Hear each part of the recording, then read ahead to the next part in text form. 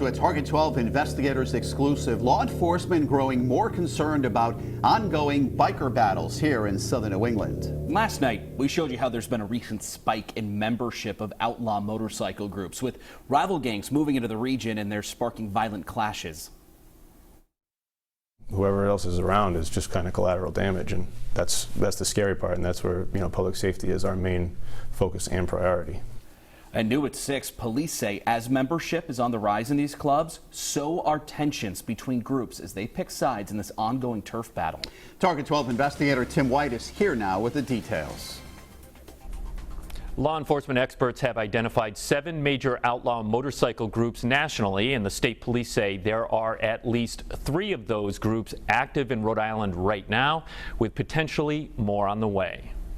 For years, the Hells Angels were the only major outlaw biker club in Rhode Island. 5 years ago, that changed. That was 2014, was that the Outlaws Motorcycle Club was attempting to establish a chapter in Rhode Island, and there was something coming down from the head of the Outlaws that they wanted to expand all over the East Coast. State Police Detective Ryan Mahoney says that sparked a turf war, not just between the Hells Angels, but also with smaller affiliate clubs in the region that align themselves with either the Outlaws or the Hells Angels. Mahoney says it all comes down to what's called a bottom rocker on a motorcycle club's patch, identifying what they claim as their territory. What's that thing down at the bottom called? So the bottom rocker, and that's really the kind of the motivating issue between the rival clubs, is it's all about territory. Yes, they've been on the radar since I've been here. When the Outlaws landed in Rhode Island, they planted roots in Woonsocket. Police Chief Thomas Oates says because of that, his department is notified by the State Police Fusion Center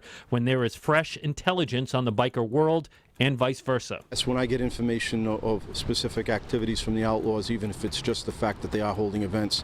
We pass that up to them so they can get it out to their agencies. Target 12 has learned the violence isn't always just against fellow bikers. Specifically, one of the Outlaws had a dog at their clubhouse which was poisoned. Detectives learned the dog died. Suspicion was a rival club poisoned the dog, which sparked a violent altercation in broad daylight at a West Warwick coffee shop. The problem with the outlaw motorcycle gangs is it doesn't matter what time of day it is, where you are, if you see a member that's a rival gang, you're expected to do something about it. These pictures, supplied by the state police, show items that biker gang members have ready to go at a moment's notice. That's what they call a get-back whip. Some items aren't illegal to possess, like this mallet or this piece of metal rebar shaved to a point, but police have also found hidden compartments on motorcycles, like this footrest that opens up to conceal a weapon. You learn a little bit about them and their criminal histories, and you realize that these guys aren't afraid to get their hands dirty, so to speak, or be violent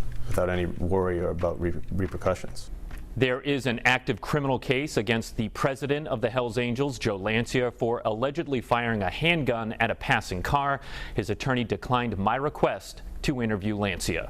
With the Target 12 investigators, Tim White, Eyewitness News.